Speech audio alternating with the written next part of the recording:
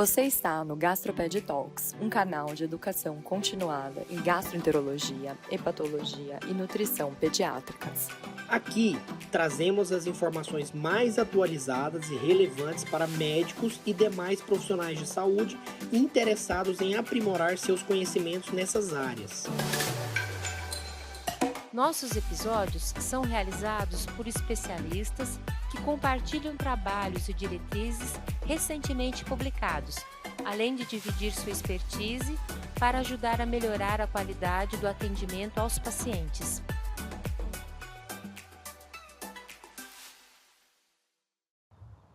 Olá pessoal do Gastroped Talks, hoje eu vou trazer para vocês como novidades um resumão do congresso PIBD, de doença inflamatória intestinal pediátrica, que aconteceu em Sorrento em outubro de 2025 e tá cheio de novidades.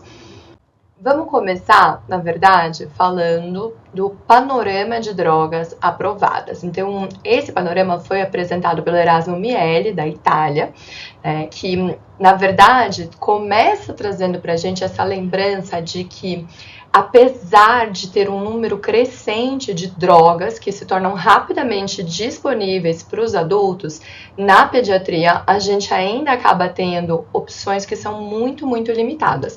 Principalmente quando a gente considera o nosso público de doença inflamatória intestinal muito precoce. Uma das coisas que não estamos acostumadas na nossa realidade brasileira, é que o ustekinumab está se consolidando como um primeiro biológico, além dos anti-TNF, com aprovação formal em pediatria. Também discutiram bastante o etrasimod, que é um agonista do receptor S1P, como uma droga emergente, que vem sendo cada vez mais utilizadas, principalmente em adolescentes maiores de 16 anos, que é uma opção para modular a via de migração linfocitária. Mas um dado muito emblemático que tem nesse panorama apresentado pelo Erasmo é de que nenhum fármaco está, e aí estamos falando de União Europeia, aprovado para menores do que 5 anos, o que reforça a urgência de estudos pediátricos em faixas etárias precoces, de publicação de experiência, mesmo que sejam retrospectivas, porque a gente reconhece a dificuldade de realizar estudos prospectivos e ensaios clínicos randomizados nessa faixa etária, mas a gente extrapola dados de eficácia e a gente precisa ter isso publicado, precisa ter isso na forma de literatura, inclusive para justificar o nosso uso aí quando a gente fala de acesso a medicamentos.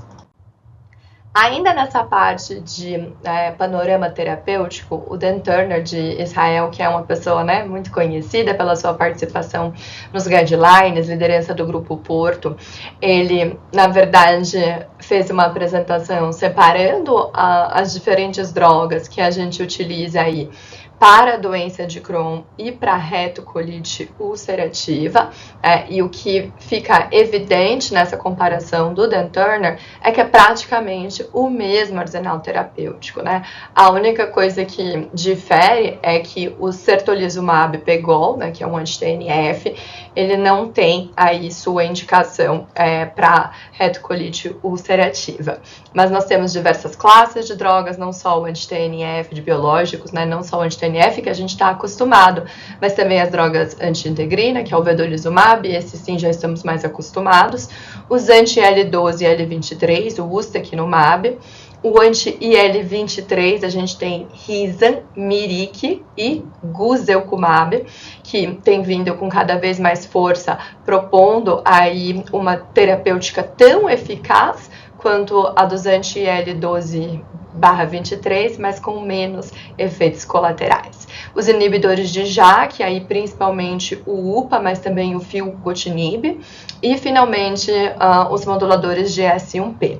Uma das coisas importantes que o Dan reforçou é que nenhuma droga que a gente utiliza em adultos, ela não apresentou eficácia, né, quando utilizada na faixa etária pediátrica. Então, ele foi, na verdade, um grande defensor, sim, da extrapolação de dados de eficácia, o que não quer dizer que a gente pode extrapolar dose. Dose de adulto é bem diferente da dose pediátrica, mas todos os medicamentos que foram testados e foram eficazes em adultos com doença inflamatória intestinal, isso se traduziu em eficácia na faixa etária pediátrica. Outro ponto que foi bem batido, né, pelo Dan é que não tem uma evidência muito forte de que a gente precisa acertar na primeira vez, né? Isso tem muito a ver com um conceito que a gente tem de tratamento, entre aspas, agressivo, né, treat to target. A gente quer induzir remissão no nosso paciente, a gente quer, sem dúvida, uma remissão profunda, né, idealmente não somente macroscópica, endoscópica, mas também histológica, muito mais do que remissão clínica, muito mais do que ausência de sintomas. Mas o conceito que foi desafiado aqui é, na verdade, que os pacientes que são fáceis de tratar, eles provavelmente responderiam a qualquer biológico de primeira linha. Já os pacientes difíceis de tratar, eles vão ser refratários, independente de qual sequência terapêutica a gente acaba escolhendo. Então, essa diferença de eficácia que é observada entre o primeiro e o segundo biológico, ela refletiria muito mais características intrínsecas daquele paciente, daquela doença, e não a ordem que os biológicos, os fármacos são utilizados. Então, assim, não temos dados robustos que comprovem que escolher o biológico ideal, no primeiro tratamento, no começo da história, mudaria a história natural da doença inflamatória intestinal pediátrica, o que desafia um pouco um dogma que a gente tinha antes. E um ponto muito importante, comecei falando biológico, mas a gente precisa lembrar de fazer o básico bem feito. E isso também foi muito reforçado pelo Dan Turner, que é algo que a gente acaba esquecendo no congresso. Todo mundo quer discutir novidade, mas, né, lembrando que em retocolite ulcerativa nós temos diversas drogas que não são biológicos e que podem induzir um sucesso terapêutico com um perfil mais desejado de segurança. Então, o Dr. Turner reforçou essa questão do sucesso terapêutico não depender apenas de novas drogas, mas de uma execução rigorosa do básico. Então, vamos voltar lá, né, para o aminosalicilato, para a tiopurina, para só num terceiro momento e para terapia avançada, se necessário, né? É claro que isso se aplica a pacientes que não têm gravidade, mas a gente reconhece que é uma boa parte dos nossos pacientes, né? E quando um paciente responde, por exemplo, a uma mesalazina, gente, que maravilha, vamos manter essa mesalazina a longo prazo, né? Antes de querer inovar, garantir que o trivial está sendo feito, está sendo bem feito, que meu paciente está recebendo um tratamento, vamos dizer, o menos agressivo, entre aspas, possível, né? Então, o tratamento mais básico, em dose apropriada, que você está monitorando esse paciente direito antes de chamar ele de refratário e, né, partir para um passo para cima. Mas, sem dúvida, o grande destaque do congresso foi os critérios de Paris em revisão. Essa parte foi apresentada pela doutora Anne Griffiths, que, como a gente sabe, é um ícone da gastroenterologia pediátrica no mundo, especificamente da doença inflamatória intestinal. E ela apresentou o que eles ainda estão trabalhando, né, que é uma revisão da classificação fenotípica da doença inflamatória intestinal, refinando aquela classificação original de Paris que a gente já conhece. Então, tem mudanças em diversos domínios e tem novos domínios, e vamos falar sobre isso. Bom, em relação à idade ao diagnóstico, a gente vai ter aí uma maior atenção e maior sensibilidade para as faixas etárias mais jovens, principalmente os menores de 2 anos. Então, na classificação, além de falar só além de não falar falar apenas A1 para doença inflamatória intestinal pediátrica, ele divide em A1A, né, que seriam os pacientes entre 2 e 10 anos, A1B entre 10 e 17 anos, aí A2 entre 17 e 60, A3 maior do que 60, e o A0 fica guardado para designar os pacientes com doença inflamatória de início no lactente, em menores de 2 anos. Nessa coisa da idade, acrescenta-se a letrinha M para designar uma causa monogênica, né, quando ela é identificada. E o déficit de crescimento, ele já existia, né, na classificação original de Paris, mas a gente só falava em G0 ou G1, com ou sem comprometimento, mas agora a gente diferencia o momento do comprometimento do déficit de crescimento. Então, G0 sem comprometimento do crescimento, G1 com comprometimento presente ao diagnóstico, G2 durante o segmento e G1, 2, se for as duas coisas, né, ao diagnóstico e no segmento. Também reconhecendo que um paciente que entra em remissão, ele pode apresentar, deve apresentar, na verdade, recuperação do seu crescimento, né? Se eu consigo induzir uma remissão para o meu paciente, e se eu não estou conseguindo, isso também é uma informação relevante, também é uma informação potencialmente de refratariedade. Então, não é apenas ao diagnóstico que devemos ter atenção ao crescimento. As manifestações extraintestinais, elas na verdade deixam de ser chamadas de manifestação extraintestinal e passam a ser chamadas de condições concomitantes clinicamente importantes. Não vou ler, né, o slide, recomendo quem está ouvindo o podcast que depois vá numa plataforma com vídeo, seja Spotify, YouTube, e pegue essas classificações específicas. Então, vai de C0, nenhuma condição concomitante, passando por C1 até C7, de acordo com a manifestação que acompanha. Por exemplo, uma colangite esclerosante primária seria um C1, mas a gente reconhece que tem acometimento articular, acometimento de pele das diferentes formas e o acometimento ocular. Seguindo ainda na classificação de doença perianal e comportamento da doença para a doença de Crohn, porque os anteriores que eu falei valiam para as duas, né? Valiam para retocolite e doença de Crohn e também para colite indeterminada. Agora, falando somente de doença de Crohn, porque quando a gente fala em doença fistulizante, doença perianal, estamos falando de Crohn, muito mais do que classificar se tem ou se não tem acometimento perianal, a gente vai falar se é fistulizante, se essa fístula é simples ou complexa, e a gente vai reconhecer que ter tido um passado dessa manifestação também é importante. Então, a classificação da doença perianal fica P0 sem, P1 com doença, sendo que aí eu vou classificar F0 para não fistulizante, F1 para uma fístula simples, ou ex-F1 se tinha uma fístula simples que fechou, cicatrizou, F2 para fístula complexa. Mesma coisa, ex-F2 se ela fechou ou cicatrizou. E além disso, na fístula complexa, né, nas meninas, a gente reconhece o envolvimento vaginal com a letra V, ex-F2V, se teve fístula vaginal prévia fechada ou cicatrizada.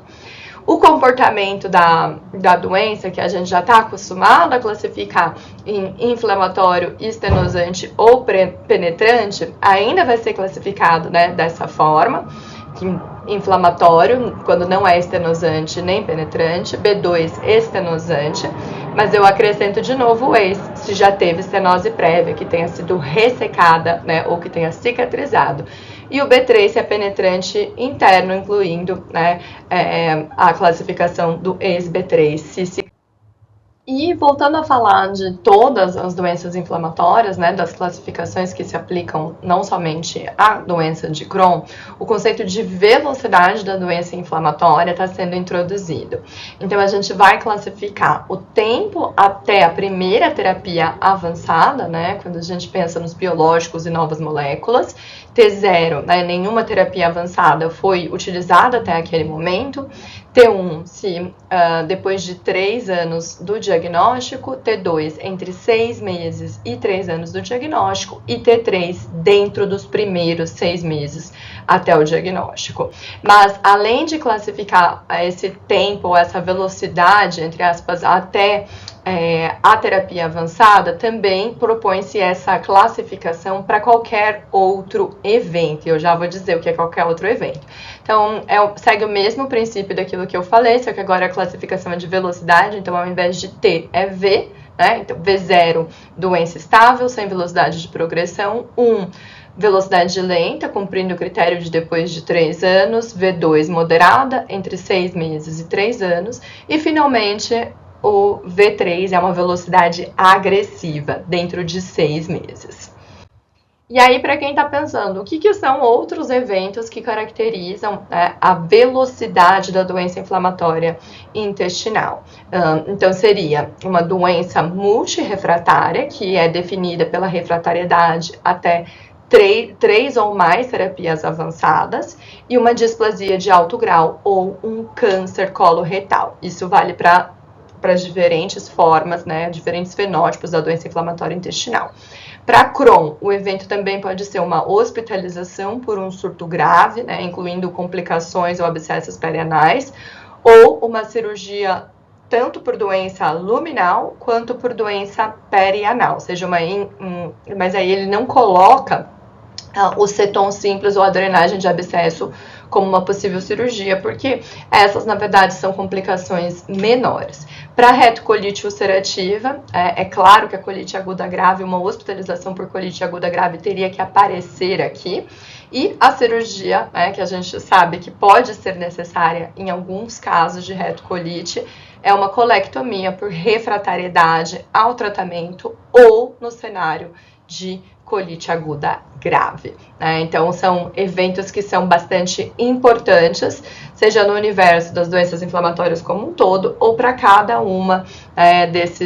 cada um desses fenótipos clássicos. E seguindo a classificação de localização, exclusivamente para o envolvimento colônico da doença de Crohn, é proposta, na verdade, uma mudança para destacar, a importância do acometimento colônico e especificamente do acometimento retal.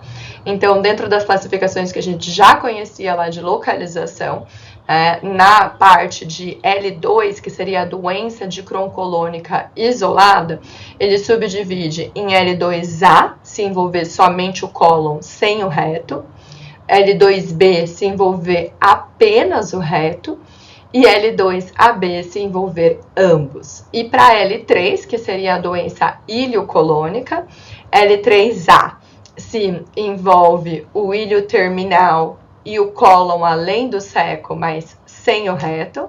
L3B se envolve o reto, mas não envolve, outros segmentos do cólon. E L3AB, se você envolve tudo, Então, envolvimento colônico além do seco e um envolvimento retal.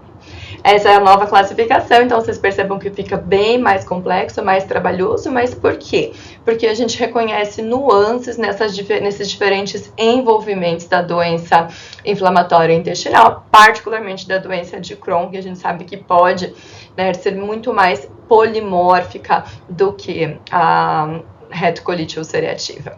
Mas saindo da classificação de Paris, ou da revisão da classificação de Paris, e falando um pouco sobre outros trabalhos, outros aspectos, e outras palestras, então, sobre dietas na doença de Crohn, a Nissa Armet, do Canadá, apresentou um trabalho especificamente sobre doença inflamatória intestinal, tratada com nutrição enteral exclusiva e como é que isso repercute sobre a microbiota, porque a gente sabe que o microbioma vai ser uma chavinha aí de tratamento no futuro. Então, o que ela mostrou foi que a nutrição enteral exclusiva, ela reduziu as bactérias degradadoras de fibra no colo, favorecendo um ambiente com proliferação de bactérias produtoras de muco.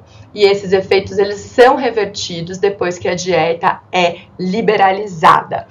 Já quando a gente faz uma nutrição enteral parcial e mantém o paciente numa dieta de exclusão de Crohn, né, a CDED, essas alterações da microbiota acontecem, apesar de serem um pouco distintas, e mesmo quando existe uma liberação gradual da dieta, essas alterações são sustentadas, né?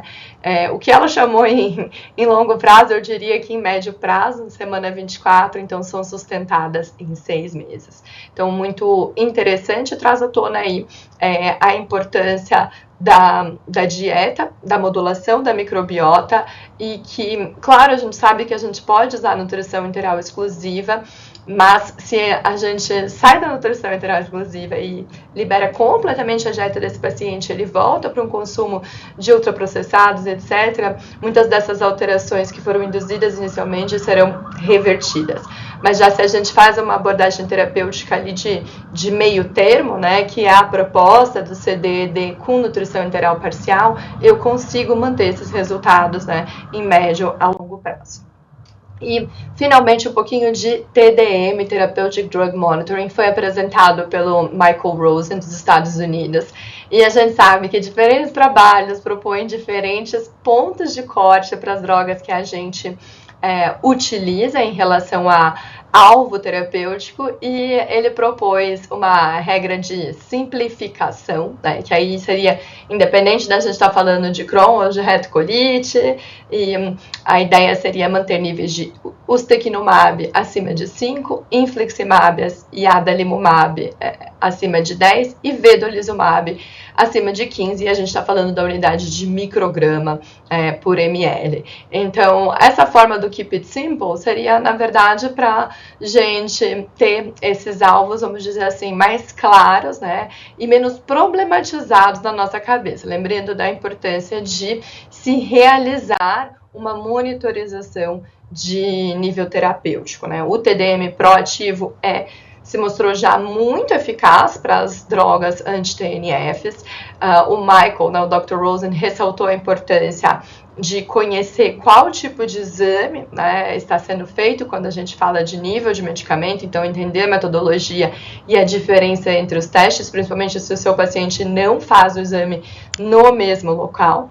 A gente sabe que os pacientes com doença perianal e os pacientes com colite aguda grave precisam de níveis mais altos de anti-TNF, devemos ter isso em mente, apesar de querer fazer uma certa simplificação, isso são pontos a serem considerados, e que ter um baixo peso, especificamente menos do que 40 quilos, ou ter doença grave, são fatores que se associam a níveis mais baixos de anti-TNF. Esses pacientes precisam de mais drogas, né? E as concentrações de medicamentos, apesar de a gente discutir muito anti-TNF é porque eles são os mais estudados, mas elas também se associam a desfechos para outros biológicos além dos anti-TNF.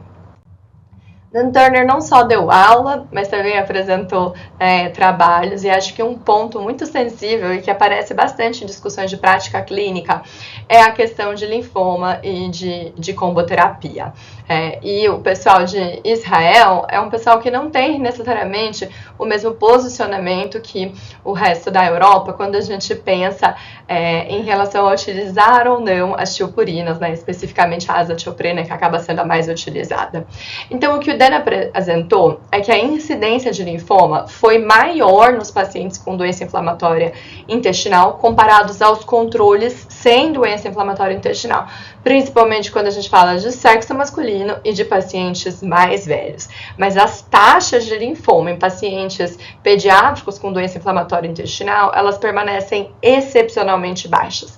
No período de segmento do estudo, né, que aconteceu em Israel e na Suécia por 17 anos, com 120 mil crianças ano sendo acompanhadas, 13 casos acontecerem. E o que esse estudo demonstrou é que a aparente associação entre anti-TNF e tiopurinas com linfoma, na verdade, ela tem como fator confundidor a gravidade da doença. O risco da tiopurina, quando a gente isola esse fator, ele é baixo, mas é possivelmente maior quando eu tenho uma doença mais grave.